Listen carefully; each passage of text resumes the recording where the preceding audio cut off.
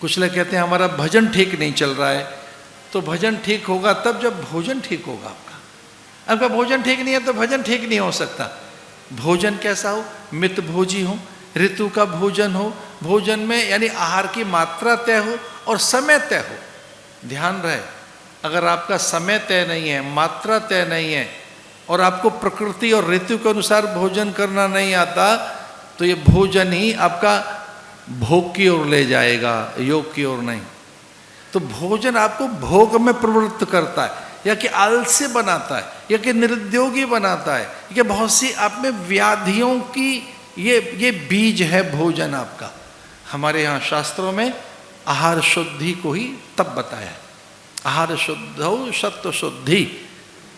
कोई सत्व की शुद्धि करना चाहे, बल और वीर्य की प्रगाढ़ता चाहे, तेजस्वी बनना चाहे, तो आहार पे ध्यान देना होगा। विहार पर, विहार का अर्थ है कि किस प्रकार से व्यायाम हो, हमारी एक्सरसाइज हो, योगा हो। तीसरा है निहार, निद्रा पर ध्यान देना होगा। मैं नहीं जानता कि आप किस तरह से मेरी बातों को समझ रहे हैं, पर अगर कोई योगी है तो बात अलग है।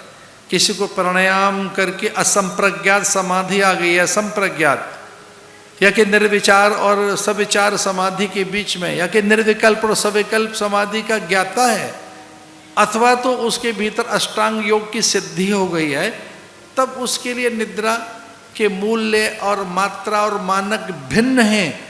लेकिन अगर आपको समाधि लगानी नहीं आती तो सावधान।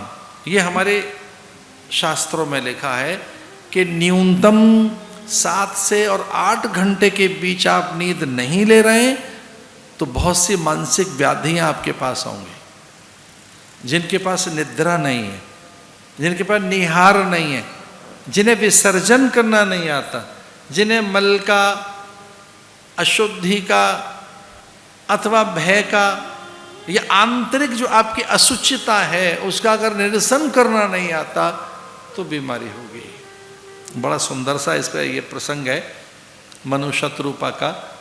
उन्होंने तप किया, भगवान प्रसन्न हुए और उन्होंने वचन दिया कि मैं आपके यहाँ पुत्र बनकर आऊँगा, दशरथ बनकर आऊँगा, मैं राम बनकर आऊँगा, आप दशरथ होंगे। इस तरह से ये भगवान के जन्म की कुछ आरंभिक भूमिकाएं हैं। आइए एक दो बार भगवान का नाम लेते हैं और कल के प्रसंग की तैयारी और राम जन्म की मूल की कुछ बातें आरंभ करते हैं। कथा में ये तय किया गया है कि वाल्मीकि रामायण में ही रहेंगे और वाल्मीकि रामायण के आधार पर ही कथा चलेगी।